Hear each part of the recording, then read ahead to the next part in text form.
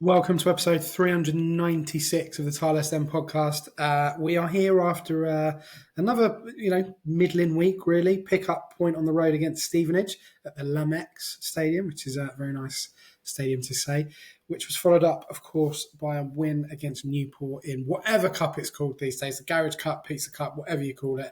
Doesn't matter. We're in the next round of that particular competition after what was, on paper, a fairly comprehensive result against the Exiles. Here to discuss those games and kind of just stuff, really. Like we're just shooting the breeze on this one, as people say, as youngsters say.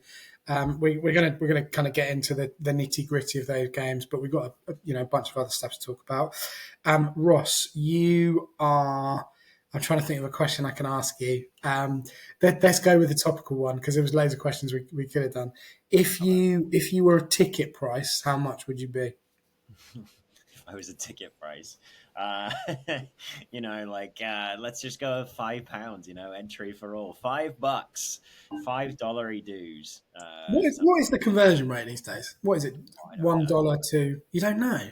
I don't know. No. I don't know. I can't do Fahrenheit to Celsius or any of that kind of nonsense either. No, I'm useless with all of that kind of stuff. I can just about remember that we're 5 hours behind, and that's about it. So you guys, when it gets to like that part of the year when we're only 4 hours behind, it's just tragic for me. My brain, I don't have any of my conversions down. So but no, £5, $5 dues.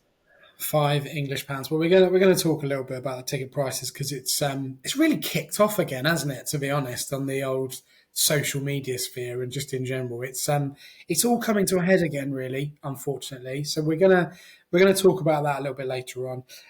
Huge thanks as always to our sponsors, ZCZ Films. You can watch Valdemar's, I say new series. I think it's still going, isn't it? The Art Mysteries, 10:15 on Sky Arts on a Wednesday.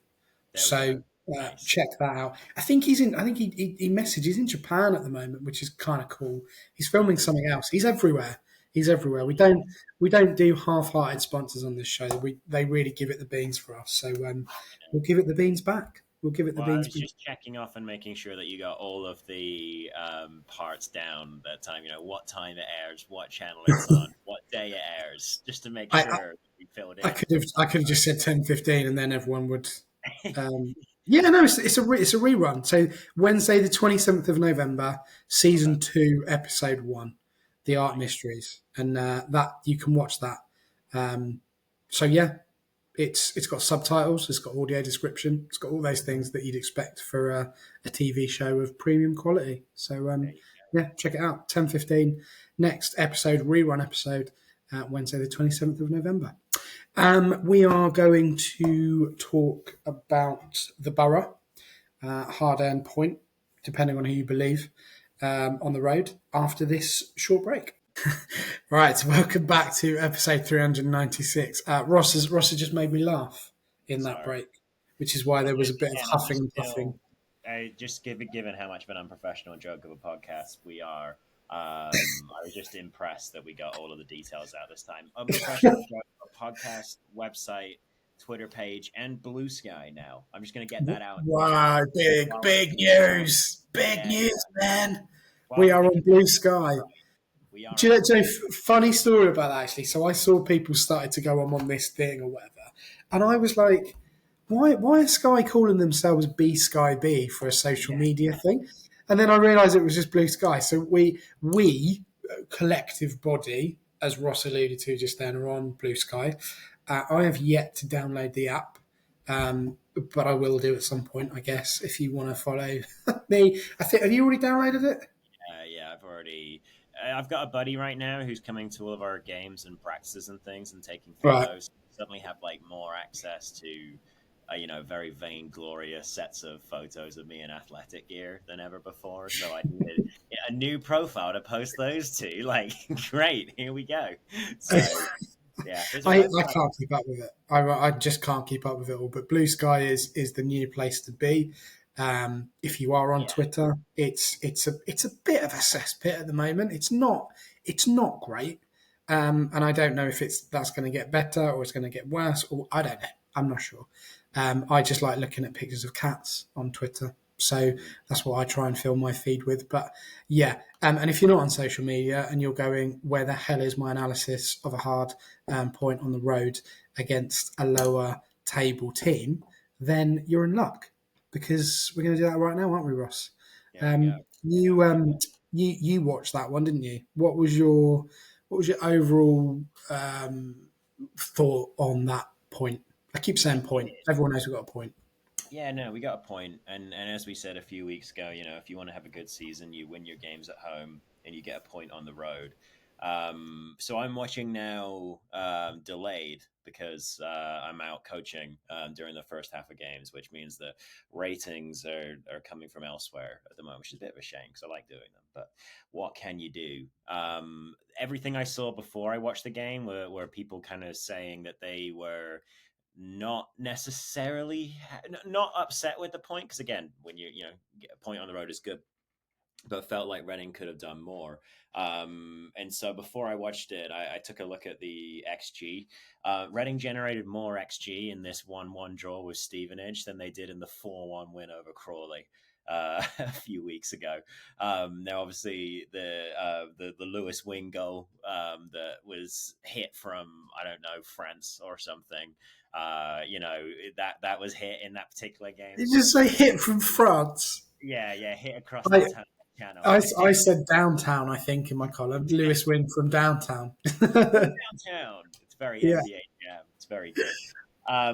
So Reading, from that perspective, just looking at the statistical perspective, I guess you could say, yeah, it was surprising that they didn't win this one.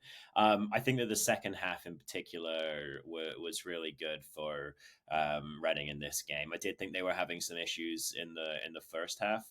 And I think that, some of those were around Garcia, and just other ones were around how Reading were maintaining possession of the ball at times, not really doing a great job of that. Dorset came on at halftime, which was really positive. I thought he was excellent. Really he just showed what we've been missing from him in the last few weeks. Provided a bit of solidity, sort of as a wing back, or not wing back, as a fullback who can go into like the center of the field or out wide. And yeah, I just think that, we've been playing with Garcia now for a while. He's really shown us some good things, and I'll talk about that a bit later. But it was really, really good to have Dorset back in this one. I also thought, while I'm picking out players, Chem Campbell was really fantastic in this game. The assist that he got for the goal is just hard graft personified. So I mean, Reading have been pouring it on for a little while without really taking too many shots. But then, what actually gets us the goal is just Chem Campbell first turning his man and doing really nicely with that, but then driving in and holding a man off. So a lot of determination to get us the equaliser there.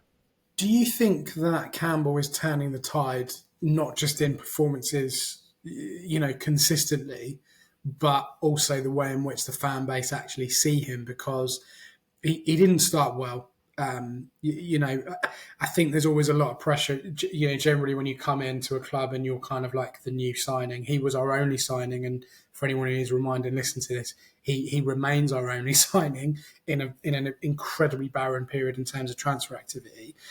Do you think that he's kind of weathered the storm there in terms of potentially having that pressure of being the only signing for us, of not playing particularly well, of filling Femi Aziz's boots, who had a very good season last season and started this one reasonably okay. Is he kind of is he sort of winning over some of those doubters from previous maybe? Yeah, I think that's definitely. I mean, like, at least from like the little bits of like digital buzz that I can pick up on, it does seem that there's a little bit more acceptance of his spot in the team now. I think you're right that there's like some pressure on him as like the only signing. He knows he's coming to a club with a lot of issues off the field. And again, maybe he knew about following up Aziz. Maybe he didn't really know about that. I can't really say what's in his head there. But I think the kind of good thing about being the only signing in a group full of teenagers and academy prospects and things like that is that, he hasn't started all of the games that he could since he's arrived, but he started most of them. And I think he's known that, even if it's taken him a little bit of time to get up to speed, he would have that time to get up to speed and he would get minutes in the team, which he has now done. And I think he's kind of worked out a little bit more, how he wants to help the team. We've seen him going towards the byline a little bit more in recent weeks, and trying to get a few more crosses in rather than shooting, which I think has been positive. I think it's positive that he can play on both sides of the striker as well, though. And that just means that compared to, a lot of the other options we have, he is more experienced, and he is more versatile. So yeah, I've definitely seen a few people online now calling for him to get a full-time contract if we're actually able to provide those. And so, yeah, I think that however he started, he certainly turned the tide somewhat. And I would think that partially that's down to how many minutes he's been able to get. I guess really the other talking point from that game in Hertfordshire. Is it Hertfordshire? I think Stevenage is in Hertfordshire. Google it real quick while I'm talking. Yeah, I think it is. All right. Otherwise, I've made myself look really stupid. If you don't know, it is in Hertfordshire. Yeah, there you go. I know crafts. I know geography. It's all good. The other talking point, I guess, really from that game is the fact that we didn't start with a recognised striker.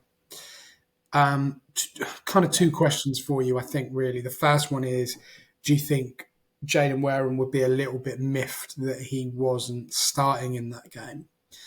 And secondly, how do you think Harvey Knibbs got on in what was essentially the elevated number 9 role? It's a really good question. And the reason that's a good question is because I don't think Reading are... Reading are quite high in expected goals conceded. They're getting the 4th highest number of shots of any team in League One right now. And that's despite, playing pretty well overall, like I think most of us think, and generating a good deal of XG themselves. But I think that Reading's press isn't working quite as well as it did at this time last year, or at least during periods of last year when it was really humming along, when we started to pick up form around December and January and all those kinds of things. And I think that so far this season, the shifts in the press haven't necessarily helped us as much. I think we're like 6th or 7th maybe in the league for the most balls won per 90 in the final third. So that kind of shows you that, yeah, we're clearly a team that's still prioritizing that, but we're not maybe having quite as much success as we used to. I think that Femi Aziz's role in the press really went undersold by me as well at some points. And there have been some tweaks to try and get back to the heights it was at when we were something like first. We were within 1st to 4th of passes per defensive action throughout most of last year. I don't know if Wareham is necessarily the best presser of the ball right now. I do think that he offers a good person to play into and a very good wall passer as a striker, because he's got a big body and he can hold off guys who are bigger than him. We saw that with the Exeter goal. But I think that the idea to put Knibbs up there was just to try and fix that press just a little bit. And when Smith isn't there, it can get very disjointed very quickly. It can get very disjointed very quickly, even when Smith is there. So, yeah, I think that Wareham maybe would have been disappointed, because I think that he's had some momentum building in his career recently, and probably feels very excited about that. But I understand what they were going for here.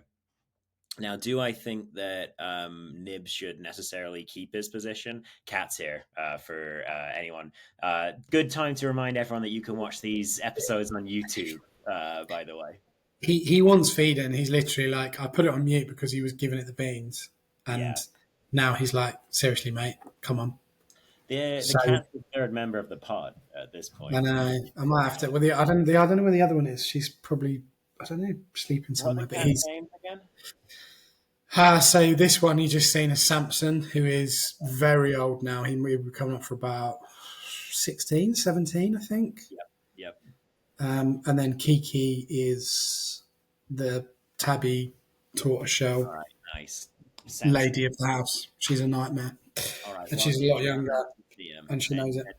Like I said, it's on YouTube for any for listeners who can't see the in and out. But anyway, last couple of things on that. Obviously, Jaden Wareham did come on for Nibs. Not for Nibs, sorry. He came on. Who did he come on for? Kamara, I think. And Nibs eventually went out left, and I do think that was a pretty good change for Reading. I do think that Wareham's really progressed as somebody that you can play into this particular season. I think that there's not too many. Again, like we talked about how like this system for strikers for Reading just doesn't allow them too many touches, and when they do get touches, they need to be economical with it. But I think that at the moment with Smith out, having Nibs and Wareham in the team is probably honestly the best thing you could do. Can I add one other thing there? Of course. Now that Sure, Dorset, Pod. now that Dorset is back, let's say Smith's not ready to go for the next game, so we haven't got Smith or Kelvin. I think I would maybe drop one of the midfielders, whether that be Elliott or Savage, for Nibs. And I said Elliott or Savage. Just wait. All right, fine. And then I put Wareham as the striker, and I'd probably put Garcia as the left winger, just because I think that like Garcia. I think it's okay. Garcia does a lot of good things in possession. He struggles like out of possession at the moment because he's 16, and like there are just things that you can do with a little bit of football IQ and intelligence and experience that will put off a 16-year-old. And like you see similar passes and things beat him consistently because he's still working it out, which is fine.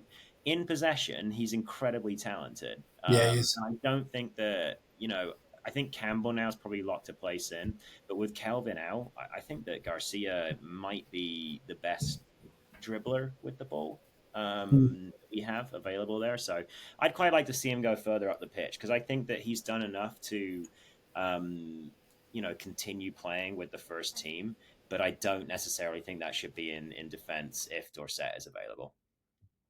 So that's where I'm at with all that. I mean, that kind of splits us quite nicely into, or moves us quite nicely into the Newport game, because there were players that I looked at in that game and thought, despite the opposition, despite the competition, despite the fact there was 1,800 people in the stadium, which is really quite sad in a lot of respects. But I can't. I'm not going to turn into the attendance police on it. On a Tuesday or Wednesday night or whatever, isn't it? Against Newport, it is. It's hard. It's hard to sell those tickets, right? It's really, really hard to sell those tickets. But in terms of individual players, so anyone who saw my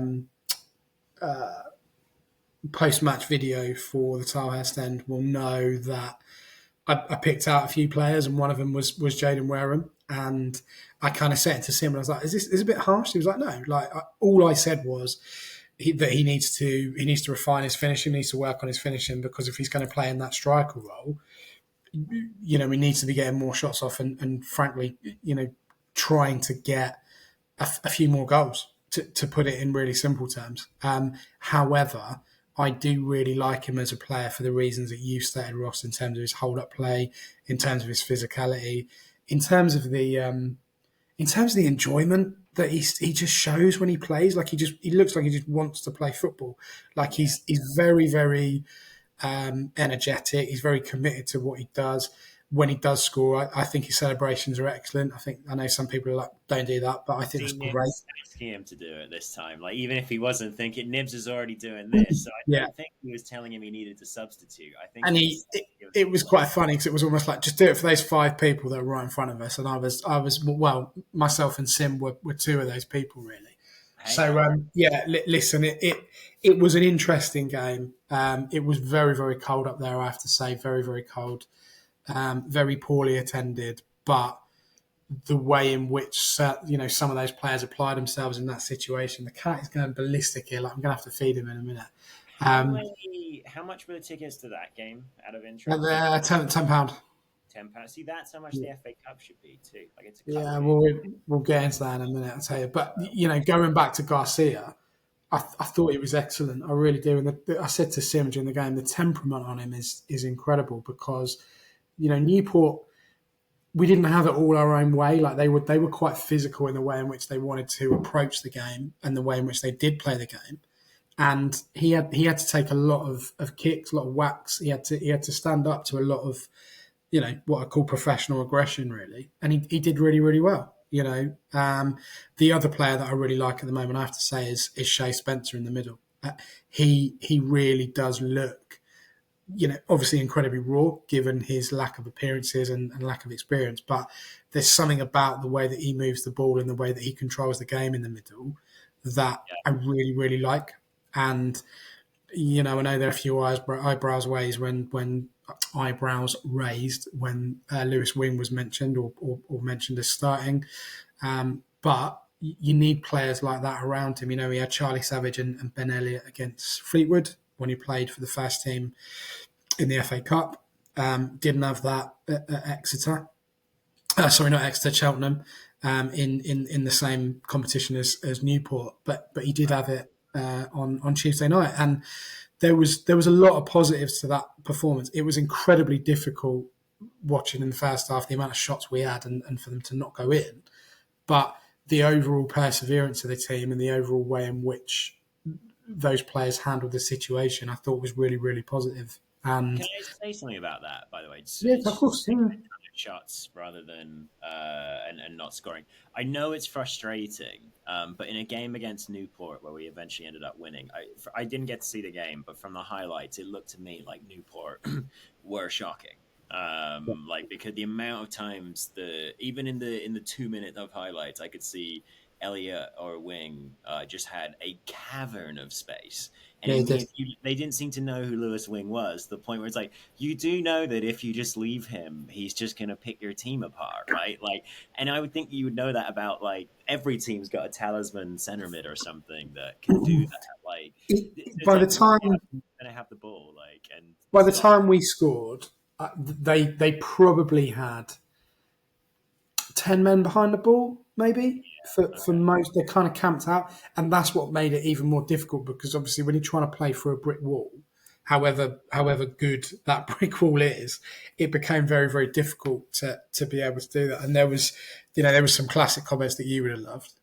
Just shoot, get it forward.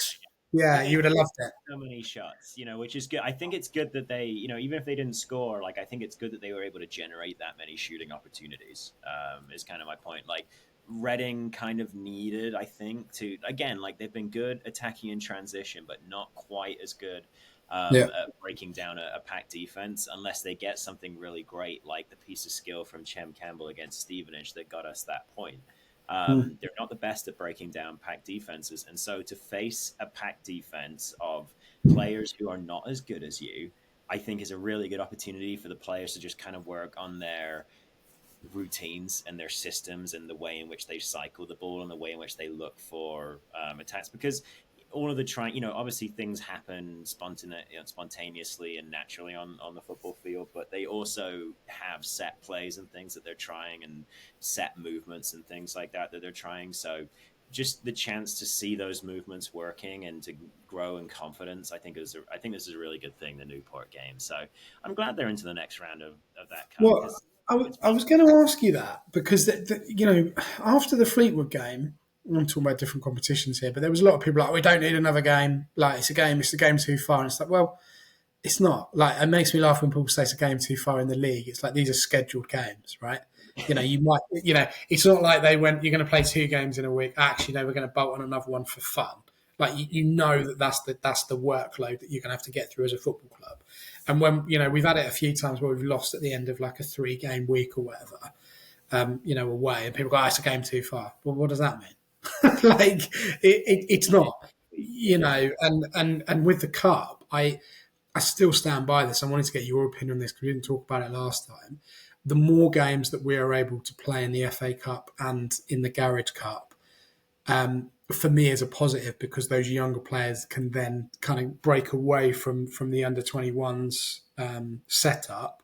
And I'm not saying that's not competitive, because it is, because most of us listen to this will have seen at least one under-21s game over the last couple of seasons, and the standard is pretty good, but nothing replicates playing in a first team fixture, in terms of that development. And I just feel that the more opportunities we get to break these players in terms of the Reading way of playing and kind of up the ante a little bit, the better, really. I mean, where do you stand on this kind of extra game stuff and getting through, rounds of cups and all this kind of stuff, really? So I think I was going to say that, like, I feel positive about the FA Cup and the Car Cup, the EFL Trophy, and that I don't care about the League Cup. And I think that's not quite it. I think it's just that I would prefer to be in the FA Cup and the EFL Trophy. So that's worked out nicely. Because the FA Cup is just, it's fantastic. It's a storied competition, cup magic, all that nonsense. I believe in it. I like it. I like what is it? It's usually like the second round is the first round on like BBC and ITV and all that kind of stuff. And that was always a fun weekend. So I just like the FA Cup. I like being in it. The League Cup to me feels a bit more like, I could see why like some fans would think that's like a game too far at that stage of the season, because it comes very early on, and Reading were put together pretty good early. Reading had put together a pretty good start, and I think that if we had to take Craig or Wing or Savage up to, I don't know, Grimsby or like Scunthorpe on a Tuesday night when we had like another game like a few days, then I could see it maybe being a bit too much. The EFL Trophy though is a winnable cup for us. Like there's no reason that we can't be. There's no reason that we couldn't win that. If we put together a decent run. So I'm happy to be in that cup. I think that any tournament where we can like continue to try and pick up wins and just continue to try and build some momentum, get into the habit of winning again. I think that's good. And as the trophy goes on, if Reading continue to progress, I would expect that more and more first team players will come into the squads, as each round progresses. So it's just more chance to build momentum, more chance to kind of build a good feeling. So I'm quite into it. Yeah. Well, I mean, the next round, from my understanding, we could draw Colchester, Burton, Walsall, Peterborough, Wickham, Charlton, or Exeter. Okay. Now, when that draw is made, I don't know. It used to be done on Soccer AM. I know we talked about Soccer AM a couple of weeks ago, but it used to be done in the first part of Soccer AM, way back. When this is done, I've absolutely no idea. But, you look at that group of teams and you think, is there anything really? I mean, Wickham maybe, but like... Wickham have had a good start, and you'd think they'll come back to earth at some point. Yeah. Peterborough will continue to, be relatively threatening, as will Exeter throughout the season, I suspect. But again, I don't see a team on there that Reading can't beat. Yeah. Especially at home, and that's the thing, because I was trying to clarify if it was a two-leg thing, if we were going old school Champions League or whatever, but it's literally just one game, bang, next round. So, ideally you'd want that at home, and you'd want, well, not want, I mean, any one of those teams would be okay at home, I think, really. So yeah, that's where we currently stand on that particular competition. We do know where we are with the FA Cup, drawn at home to Harbour Town on the 1st of December, 2 p.m. kickoff. It's been moved to Sunday at that time for the overseas television market, would you believe? Quite incredible that there could be more people watching it in Denmark than there are in the stadium, potentially. We're just mad about the second round of the FA Cup over here. Exactly. I mean, how much money the Football Association are getting from selling that, I don't know. I have no idea. And how much we will get as a result of that, again, No idea, but we got a few questions around that in the mailbag, which we're getting to right now. That drives to a close the recap. Point against Stevenage into the next round of the Garage Cup, hopefully at home. We are going to get into the mailbag now. I'm going to take a short break. I'm going to feed this cat because he's driving me nuts. He's just sat on my notes now, so I'm going to have to move him. So I'll be back in 2 shakes of a lamb's tail. See you in a bit. Welcome back to episode 396 of the Tilehurst podcast.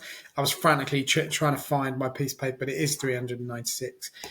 Very much, rapidly approaching episode 400. I have to think about that, really. Really going to have to pull my finger out on that. But yeah, that's coming up in 4 episodes' time, in case you can't do your maths. So we'll be there. We've got a couple of bits and bobs, really, kind of loose ends to tie up with the mailbag. Tom Sheeran starts with the question that I think has really, I say, rattled people. That's not right. There has been a lot of discussion around the Harbour Town game coming up and the ticket prices. Exactly. That's a nice way of, that's a good way of putting it. Interested to know your views on the club's ticketing decision for the FA Cup game versus some team in Leicestershire, I think. Nice. We'll deal with that part first because he talks a little bit about Campbell again, but we'll come back to that. Let's deal with these ticket prices then, because the club have stuck with their ticketing pricing of £15. I think I said after the Fleetwood game on this very pod that I thought £15 was too much for a first round game. I still think it's too much for a second round game, but I can either pay that and go or not. That's really the simplicity of the situation, and so I'm happy to pay that because I want to go and watch the game. Ultimately, from a personal point of view, I want to go and watch it, and I can pay that. Fortunate to be able to do that, so I will go to the game regardless. Do you, despite the fact that we're not football economics, Ross, do you still feel that £15 is too much for this type of game? This is why I asked you how much the Car Cup game cost, so I could work out what the difference was. And so it's a £5 difference. Which I don't know if £5 covers the magic of the cup or whatever cliche you want to throw at it. So I do feel like they could probably cost £10. I will say you get a really skewed perspective of sports tickets when you come out here because they're all so expensive. Like if you want to go see like the hockey team or whatever, you'll pay like £80 or £90 or something like that. So and especially like sitting in like proximity to the pitch in some of the ways that you can at Reading, it always seems cheap to me. But again, that is a luck thing, and I understand that these tickets could be cheaper. With them opening less of the stadium too, it does feel like they're just really trying to maximize their margins with this kind of stuff, and so maybe it is related to the short-term funding. Who knows? But you do wonder if it sometimes causes issues because more people would show up if it was £10 versus £15, and then you make money back perhaps. But again, I'm not a ticketing, economist or anything like that. So, it's tricky. I realise I said football economics, and what I meant was football economists. I thought you meant economics. So if anyone was offended by what I said at the start of the mailbag because I got the word wrong, I'm really sorry. If anybody came into this mailbag thinking that you or I were financial analysts, they are in the wrong podcast. Nobody I tell you, I need to look at my bank balance to realise that's not the case. I tell you. Yeah. Listen, what do I think, Tom? I think that it's difficult. I don't think it's as simple as going, we'll just charge £10 because actually they've got to weigh up how many more people would come at that price. And as a result of that, as Ross said, they've got to think about margins because if they go, right, well, we're going to do it at £10, we've got to open more stands, we've got to pay more people to man the bars and all the rest of it. Yeah. Do you then lose the money? So Reading know that there is just going to be blunt, a hardcore group of people that are going to go to every home game they can. And whether that's under 21s, whether that's first team cup games, doesn't matter, right? So if they say, we know we're going to get at least 1,500 Reading fans at £15, that guarantees them X amount. Again, we're not into economics, so we can't work that out. But if that is the cost, that's what they get minus any margins. They didn't open the gates, and it was frustrating against Fleetwood. But actually, that means you've got to pay more people to open the other gate. So there's a balance to be had, and I think the problem is that because there was so much, in my opinion, wrongful disgruntlement with the social media team and the way that those posts are presented, and possibly correctly with the club in general in terms of the overall vibe, people are just looking to take pot shots and go, oh, well, I'm not paying that. You can't beg me to go. It's embarrassing, all this sort of stuff. But what I think the club are relying on is those people that will just go blindly to any game and pay that price and sit there and watch the game and then go home. So it's not easy. And, I saw a lot of people saying, well, look how many Harbour Town have sold. Great for them. Fantastic. If they're going to bring 2,000 people, whatever it is they're going to bring, superb. Good luck to them. Personally, and I mean this in the nicest possible way, I couldn't care less about Harbour Town. I couldn't care less about their big day out. I honestly couldn't care. No, I'm not. I'm not trying to be difficult, boys. But let's make it a special day for them. We want to win the game, right? You want to get through to the third round. Why are we making a special day for them? Something that let's give them something they'll never forget. I'm not. Yeah. I'm not trying to be, the bad guy in this. I'm just saying, I just find it hilarious that people are like, well, let's make it a big day for them. Most of them couldn't point to where it was on a map. So what are we talking about? Do you know what I mean? Harbour's not in the Middle Ages. I don't know. Apparently it's somewhere in Leicestershire based on the email earlier. Market Harbour, mate. Nice place. Nice place. It could be somewhat embarrassing if there are more Harbour Town fans than Reading fans. I will say that much, but it could happen, and we just get on with it. But we've been burnt in these games before. Last year we had the Eastleigh debacle. The year before that we had Kidderminster in the third round. These aren't games that are givens. If this was a game away, I would be panicking. I would be really panicking about it.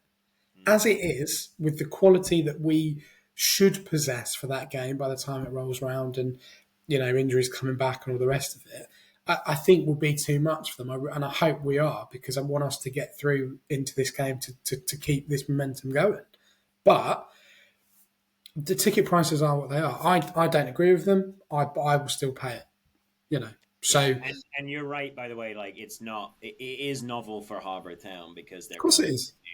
Like an EFL bowl and doing the whole normal Saturday experience, whatever. But for us, like you're saying, we've played two non-league clubs in the last few years in the FA Cup and been embarrassed versus both of them. I can understand that that Reading fans aren't super excited about this, or that it just doesn't. I'm kind of interested because I want to see what that Harbour Town team looks like. Yeah. But I want to win the game and stuff them. That's the only kind of narrative that I'm interested in this is can we finally beat a blinking non-league team in the FA Cup, please, and just show that we have some stability at the club to be able to just our floor can now beat removed, and we get over it because they're still trying. We didn't talk about it on the pod, but there was the anniversary in inverted commas of the Arsenal game. I'm still suffering something from that. When you kind of 4-0 up and you lose 7-5 or whatever it was that was traumatic. Yeah, that's a game that is very difficult to get over. All right. What you're saying is we let them get 4-0 up and then we exactly. Yeah, but look, their manager said some really nice things this week. It was really, complimentary, and he's obviously trying to do his bit to drum up support for a non-league side, and fair play to him. I hope that they have a good season after the game, and they carry on moving to where they want to be. But for me as a Reading fan, I always want to. I always want to win. We played Newport in a week. Newport, a club, very, very, I say close to my heart. It's far too dramatic, but I got a lot of time for Newport as a place. I got a lot of time for the club. I was delighted we won 3-0 because I'm a Reading fan, right? And I'm not saying people are going, oh, let's make it nice for Harbour Town. Aren't. That's not what I'm saying at all.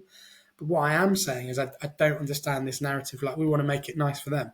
We just want to win. We just want, as many fans who want to come to the game from our point of view to cheer on our team to get through to the third round of the cup. That's what I want as a Reading supporter. So we'll see how that pans out. But I think you're right, Ross, and I think other people are right. I think there could potentially be a situation where there's more Harbour Town fans and Reading fans, which would be quite unreal, to be honest with you. I think it'd be fun. It would be. It's, Well, I mean, yeah, I know it's not the best look, but again, like, I've just put out all the reasons why it might happen. Like, and if it does happen, you gotta laugh rather than cry, don't you? yeah. So I had to scribble down my short list of places that Ben likes. Newport on the list. You got Newport and Tilehurst are on the list. Which is all right. There we go. So, Yeah. Well, I said Market Harbour's all right. Market Harbour. All right, perfect. All right, move on to the next question. Well, it's still from Tom, actually. He says, also really impressed with Campbell over the last few games. He's really come on and is now way ahead of a Kande in terms of selection, in my opinion. Thoughts? Shoot.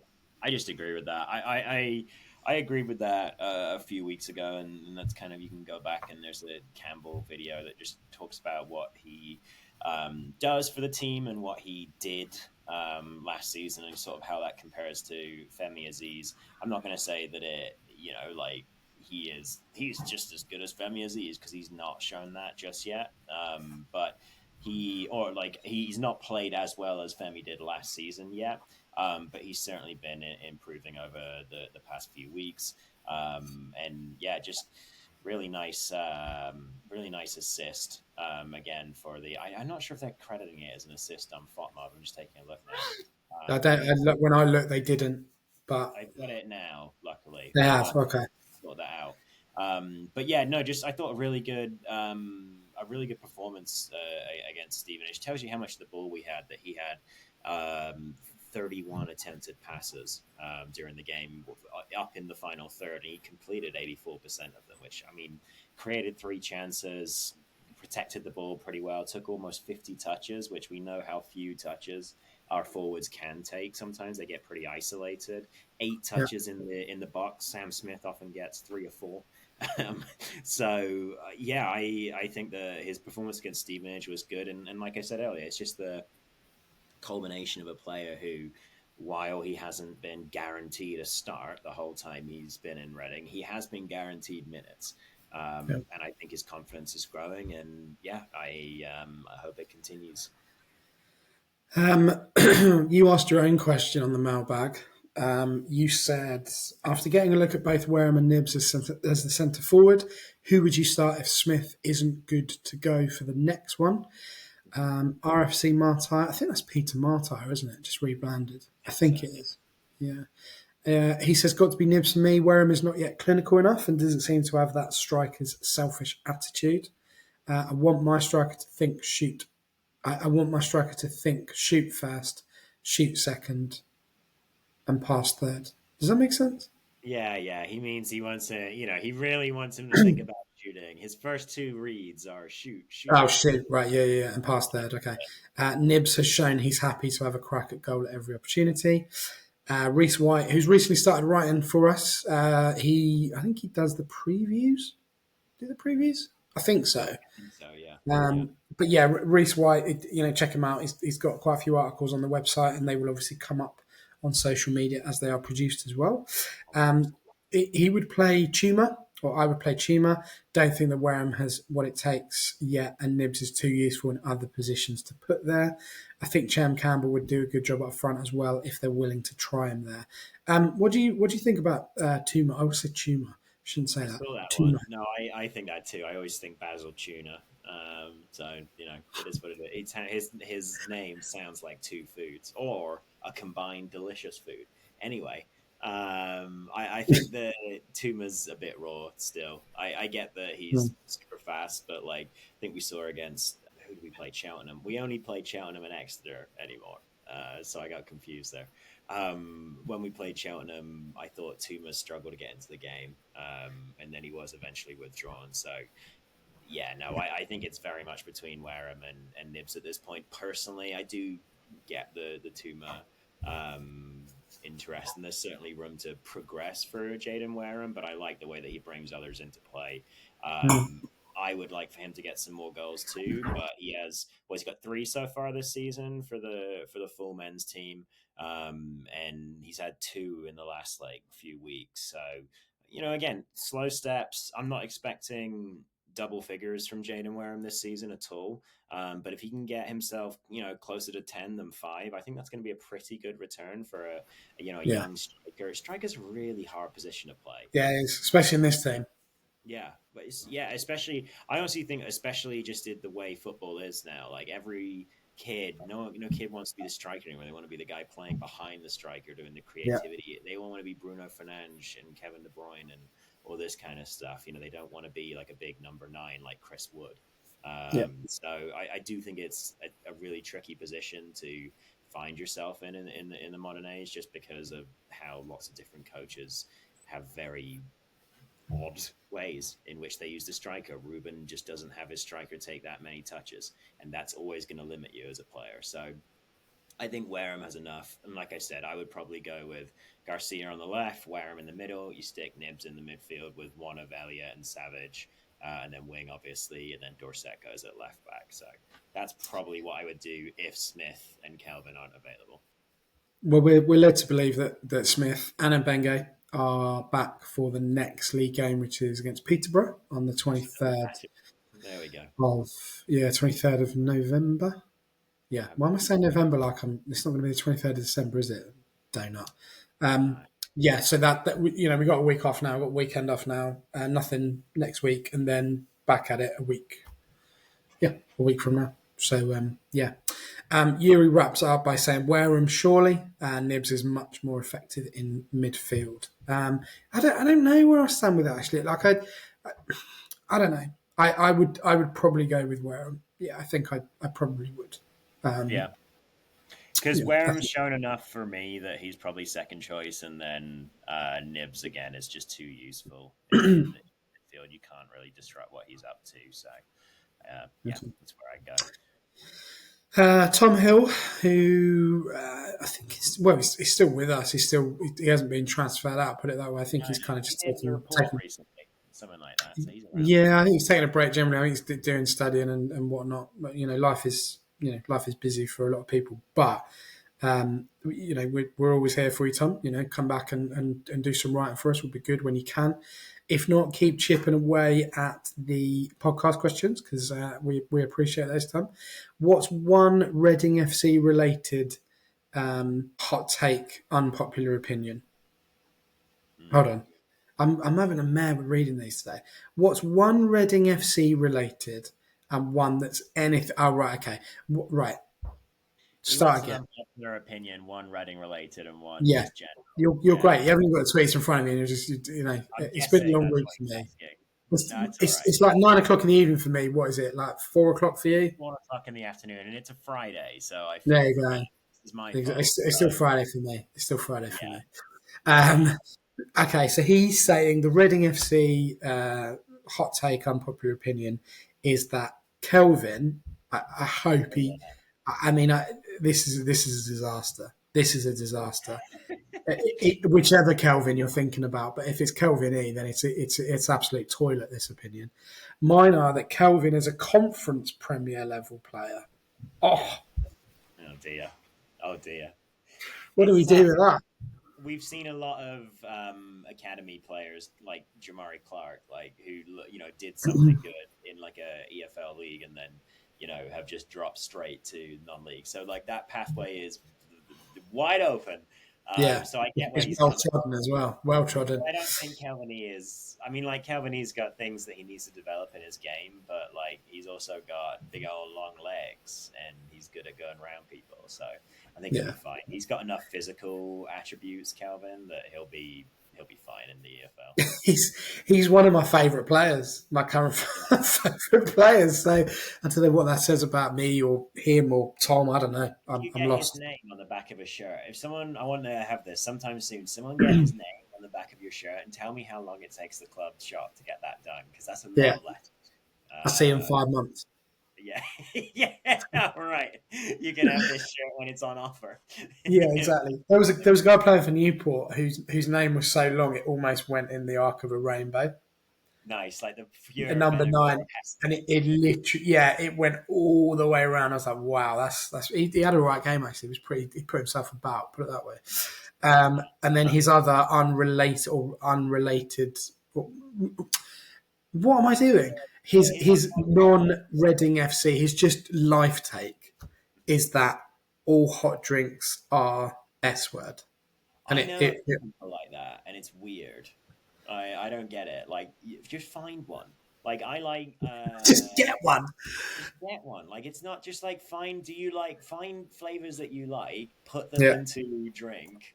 Now you warmth. like what it is. Yeah, like it's like every cooking thing. Like, oh, I don't like this vegetable. Okay, fry it, not awful, roast it with a bunch of oil and salt. Now you like this vegetable. Like Yeah, everything can be modified to be better in the food world. Like you're well, not limited to whatever comes in the packet. he's put yes, even tea. I don't drink tea. I I don't don't like drink tea. tea either. No, I But drink coffee. coffee, like, come on, mate. Like, it's perfect coffee season now. Yeah, yeah, that's true. That's true. I'm trying to Nothing think of better. ones. I'm Nothing trying to think of better. ones now. I'm gonna stop giving player-related ones because I feel like I'm being mean about players this week with asking like Wareham versus Nibs and asking about Yeah. Garcia and stuff like that. My unpopular hot take Reading opinion is that I'm just about done hearing about like the 106 team and all that kind of stuff now. I love them. They're a huge part of my like football upbringing and all that kind of stuff. And I'll always sing, we've got the record 106 and all that kind of stuff because it's funny. Yeah. But I don't need any more interviews with people from around that time or anything like that. Like I think that we're in a different era of the club now, very much, and I'm always just more interested in what's going on now. Mine is that ex players from successful eras are very quick to tell everybody who will listen, particularly Reading fans, that the club is a mess and it's a tragedy. It's a tragedy. Travesty. I'm trying to look. I cannot talk today. I was kind of combining two words. I'll just go with travesty. Whatever. The way that the club is, it's so utterly tedious for Yeah, me because it's like, is it? No, yeah, really. Like, thanks very much. And I've got respect for the ex players. Like, I think they're great, but like the way they come out and go, oh, it's terrible. I know. yeah. Because we're literally living it, mate. Like, we're literally there, living it every single day of every It single is week. it So is you coming out, frustrating, and then do you know what I mean? those like quotes are only picked up by like Yeah, the Reddit medias. yeah. Just It's going in circles, it's like, like, oh, this other person you remember thinks it's bad too. Like, yeah. it on some fire. Like, Have you got £30 million? No. Shut your mouth then. Like, shut up. Do you know what I mean? Like, just oh, yeah, don't no, yeah, don't say yeah. anything. Yeah. Sorry, Honestly, I was trying to save it and make sure it was still loving towards the ex players. Just like we know, but I think it's just because it's been going on for so long. uh, So that you don't have to speak anymore. I've got an email, and we always love an email. can I do my last non-related Reading All right, FC? go. Yeah. I think meerkats are overrated. Okay, yeah, I just yeah. think they're pointless. Every single petting zoo, or even though you're not allowed to pet them, any wildlife institution worth their salt has got meerkats, and that Yeah, tells you everything about it. they are definitely like conference tier It's red pointless. pandas. Like, just get a Yeah, red panda. That's much better. Like, yeah, they're cute. They do the little startle thing. they're not, you can't compare them. So yeah, they're much better. Anyway, all right, I'm going to read this email out if Go that's on. all right. Yeah. All right. So this comes from Alan Scott. Or Scotty. So as a long-standing Royals overseas fan in Northern Ireland, I always attend a couple games each season. Like all responsible fathers, my son has been conditioned into a fine, loyal Royal also. He now works in London and joins me on my match day visits. However, this season I will have to fulfill my commitment alone as Johnny has taken himself across the world on a 6-month adventure. Oh, very nice. Enjoy yourself, Johnny. So I'm seeking some expert advice from you and Ross. He's talking to you, Ben, on on what Reading home game I should attend alone. He says, being alone, he needs to guarantee the game he picks will provide the full day entertainment experience and critically a solid victory to subdue any loneliness. So he's short. You're just laughing at this man, and so he's written you a nice email. So his own shortlist in no particular order: Wrexham, as we need to put them in their place; Huddersfield, as he never forgets a Wembley defeat; or Wickham, and he just writes, "Need I say any more?" He says he's ready to book flights, so all he needs is the date. So what are we doing? Are we doing Wrexham, Huddersfield, or Wickham then? Just lost it. I First things first, Alan. There's definitely no expert advice here, so just I would go for Wickham because they're I'm way just on their high horse right now, and they do need stuffing. I'm worried that Alan thinks that there is like. Do you talk about experience? He wants to have the full day entertainment experience. Yeah, Um, it won't be that because you won't be on the pitch at halftime. yeah, that's a long way off at the moment. I okay. Out of those games, I would probably go Wrexham personally, because I think by the time Christmas is done and dusted, I was just looking at our fixtures. So just to kind of go over those. So if you go from the Christmas period, which I would always class from like the 14th, like the home game before Christmas, Blackpool at home, Lincoln away, Northampton at home, Mansfield at home, and then Cambridge away. They are some really nice games to have. Cambridge away, I think we'll start off the year, with a win there. Mansfield and Northampton at home, I think they're really good games to have. And when we're looking at that block of fixtures, those five, you'd be looking for what? You wouldn't be disappointed with 9 points, would you really? 9, 10 points? No, no. I think that we were better than Wrexham in the game that we lost to them 3-0. It's just 100%. Wrexham scored, Apart from the goals, we were great. Apart from the The 4 goals we goals. conceded. Yeah, apart from the 4 goals. Who said that? Pauno. Right at the end of it. Yeah. He was good for one of those. Oh, God. That was such an awful comment to make. And I was like, yeah, and? Apart from the 4, yeah. Anyway, I think Wickham, because I do think they need stuffing, and it's always fun to beat Wickham. And they will crash back down to earth, and I'd like to be part of that crashing. So good question, Alan. You pick some, but the only thing I will say is that you want to ensure a solid victory, and then you pick 3 decent teams. Yeah. So, I mean, Reading have we only lost 1 all year at home against Leyton Orient. Yeah. So, hey, Fortress Medeski, Fortress SCL. So, I think you're Alan, when you made your decision, and I'm not, massively really appreciating you. Like, we love an email, and thank you very much for getting in touch. I just feel that we need to temper your expectations in terms of the match day experience, because it's not great, if I'm honest. There is very little to do at the stadium currently, apart from watch the players come in and try and guess who's in the car as it pulls up into the car park. Beyond that, there's not much. The hot dogs are okay these days, and I'm not trying to be difficult in terms of the club and anything else, but there isn't a match day experience to speak of at all at the moment. So just temper your expectations a little bit with that. But in terms of games, I'd probably go Wrexham. So it's a W team. So not Huddersfield is what we're saying, basically. Not So we've Huddersfield. narrowed it down. You phoned a friend who has given you two different answers. So you'd definitely not be winning the million if you were on that. Where's he coming from? Where's Alan coming from? Northern Ireland. Yeah. Okay. Northern Ireland. So not too far. I would. I think either Wrexham or Wickham is a good shout, really. But honestly, let us know what you decide to do. I'm generally intrigued now as to know which game you're going to pick. To be honest. You never know.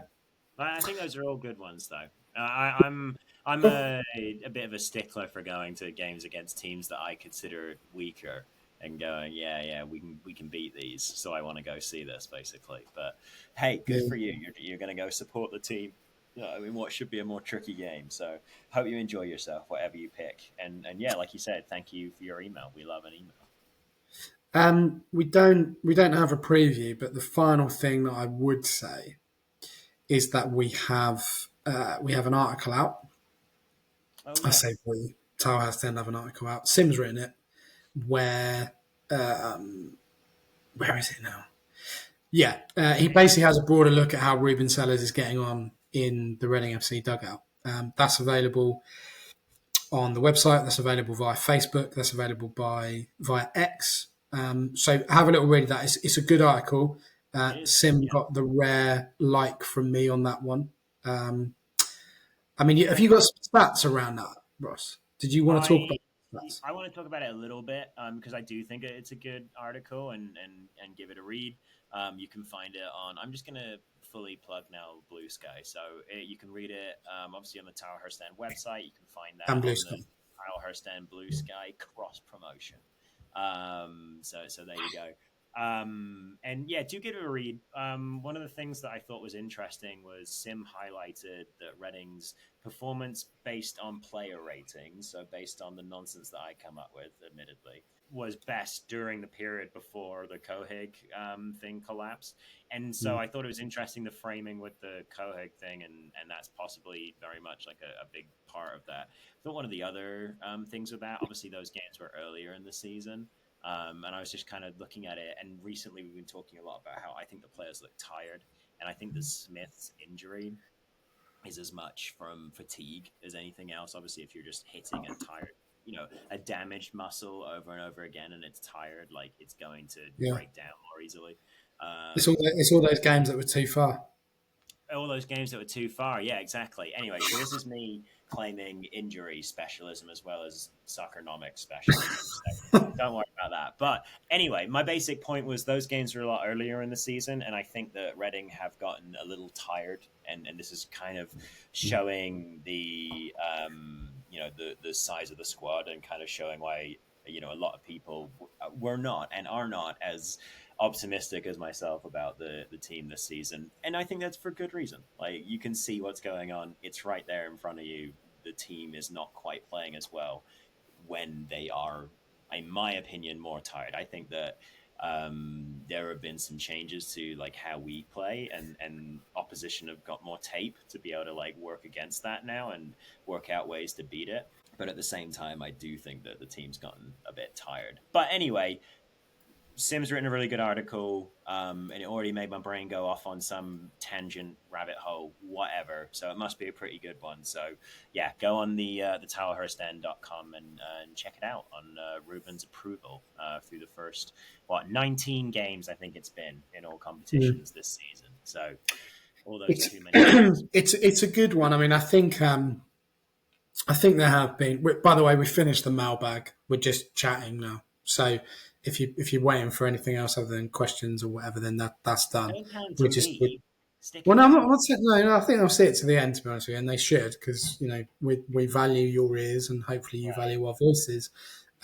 But there have been a lot of rumblings about this away form, and how that there are still people out there that will blame Dai Young for the away form, which I think, if I'm honest, is a stretch.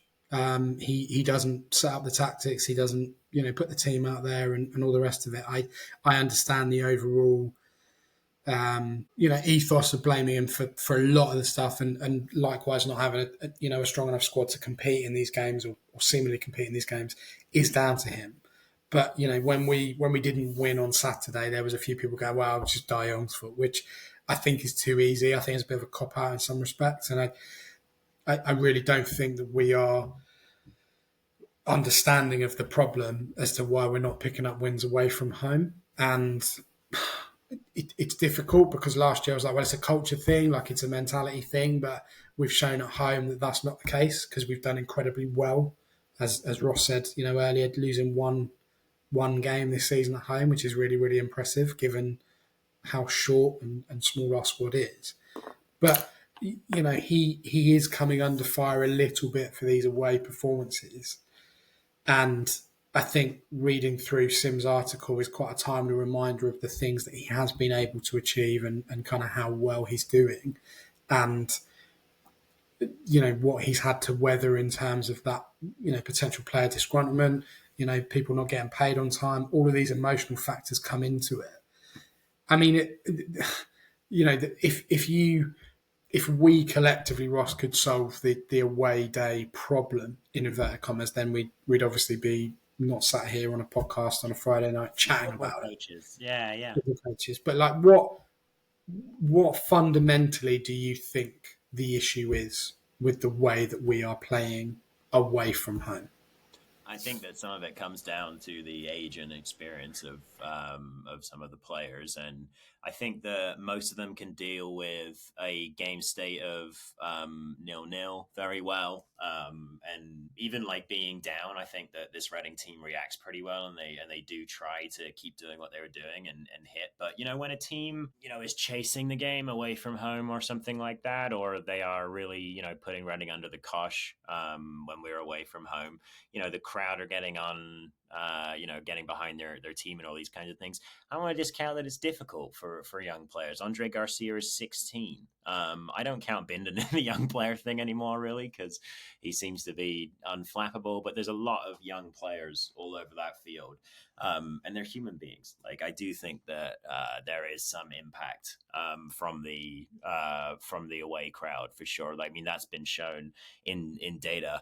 And talking about data, I think that like I said earlier, Reading in this particular Stevenage game generated more XG than they did in the 4-1 win against Crawley. So if you ran, in a perfect simulation, those games again 100 times, Reading will win the Stevenage one more often than they win the Crawley one. So, I mean, there are issues at home as well as there are away. And so I think it will be very interesting. It's making me realize just to do like since last November. So for the last 12 months, just like an XG analysis on away versus home. So that's something for me for the future, basically. But I think that the away issue is not as pronounced as it was a year ago for sure. But even maybe 6 months ago, I think that Reading, other than that Bolton game, and maybe the Wrexham game, but I think that Reading were still pretty good in the Wrexham game and deserved the point. I mean, if we were looking at just this season, and that sounds a bit ridiculous, but bear with it. So if we didn't have what we had last year and the year before in terms of the away form or lack of away form, do you think people would be that disgruntled and upset with it based on just this season? I mean, just this season, then maybe you'd be like more without the context of like what's happened in recent like years. I think you'd be a bit more upset about the away form this year because we've only won one away so far, and not picked up more points when we should have. Maybe I would say maybe drop points against Birmingham, maybe drop points against Stevenage. But these are points that would have us like up, competing for the automatic spots, let alone, the playoff spots. We're 1 point outside of sixth. So I think that it's the difference between a really a good start to the season and a great start to the season. And again, like you draw your away games and you win your home games. And I think since November last year, Reading have like a little over a point on average per game away from home. Kind of fine at the moment, So yes, I do think that people would be more annoyed if they're just looking at the context of this season. because we have only got one win. I mean, we picked up 5 points from 7 league games. Yeah, I mean, it's not promotion winning form, but it's certainly not. Yeah, it's a Panic. little down from last year, if Yeah. just in pure numbers in that case. So again, like those dropped points versus Birmingham and Stevenage, they really come back to haunt you at that point because that's 4 more points that would take you up and above 1 point per game on the road. So it's the little differences, the tiny little things that don't go your way, and suddenly you're 4 points down. So yeah, it's quite interesting. Good question. Read the article. Yeah, I mean, I think we talked about it away from last time, but it does keep coming back to this. Obviously, we are in action against Peterborough on the 23rd of November, so we've got kind of a week off. We are planning to have a special guest on next week. We just need to tie up with them. So we'll probably look to do that next week on episode 397. Is it 97 next week? Yeah, God, these numbers are just getting my nut in. You'll get there, don't worry. Yeah, just one follows the other. But yeah, we're looking to that next week, and then obviously back to normal rotation with review of the Peterborough game, and that takes us into. We play Barnsley that week as well. I forgot about that. That's a bit of a weird week. That so Peterborough and Barnsley away in the league, and then Harborough at home on the Sunday in the cup. So yeah, pods are coming thick and fast. Games are coming thick and fast. Positivity isn't at the moment, but it's peaks and troughs as always. Hopefully we get something back. There's been some statements this week from various stakeholders. Sell Before We Die have pushed out a statement which I thought was okay. I thought it was pretty good. I don't think it's going to get the desired response from the club. I can't imagine that there are lots of people in the club that deliberately, it's going to sound ridiculous, but deliberately withholding information. What I'm trying to say is I think there are people within the club that are trying to get this information out. I just think there are key individuals that are deliberately blocking that for whatever reason. That's my take on it. I don't think that the employees at the club are deliberately trying to make fools of the fans. I just think their hands are tied, really. But I do understand the frustration. I do understand the anxiety because we all feel it. We all feel it every day. We talked about it a lot on this pod. But the only thing that we can control at the moment really is sort of trying to attend games and just supporting the players on the pitch. I know that sounds really simplistic to a lot of people, but if you're anything like me, we're pretty tired of it. Pretty tired of this roller coaster. So I'm just trying to focus on stuff on the pitch and really go from there. But yeah, we're kind of, that's where we are. So yes. Ross, have you got a raccoon on your hat? I've just noticed that after like an hour and a bit of talking. Raccoon on my hat. Yeah. Love that. Again, YouTube. Everybody, you can watch these episodes on YouTube if you want to. Good work. Yeah, it's just a main artist it's a raccoon with a can of Moxie, which is a disgusting Maine soda. So don't try Moxie, but the hat is Moxie? Good. Like raccoon hat. Yeah, it's called Moxie. And it's what does it taste like? It tastes like what I think a lot of English people think root beer tastes like to me. Root beer is horrible, and I love root beer. But you get used to it after a while because it's everywhere. But Moxie is just like kicking the can even further down that kind of like cough syrupy direction, which is just not for me, really. It's not great. It's very weird. It's like Maine's drink, but it wasn't actually like created here. It was created down in like Pennsylvania and then moved up here. Anyway, I'm now ranting about Maine local sodas. Let's get out of here. Yeah, let's leave it at that. Yeah, if you want to watch this back for whatever reason, it's on YouTube. Some people have actually said they prefer watching it. I don't know. I don't know if that works or not. We're obviously on audio because you've just listened to us. We appreciate Ben's nonsense in real time, guys. If you watch it on YouTube, so give that a go. Maybe if you come into your feed, just wait a day. Ryan will have the YouTube version out super quick, and it's the international break, so it's not like it's urgent. So anyway. And you can see me hiding a yawn, which is what I just did. You wouldn't have heard that. You would be none the wiser listening to it, but you will be able to see that. So there we go. Thank you for listening as always. Really, really appreciate it. We know it's tough times. How many times have we said that on these pods? But it's difficult. So we appreciate your questions.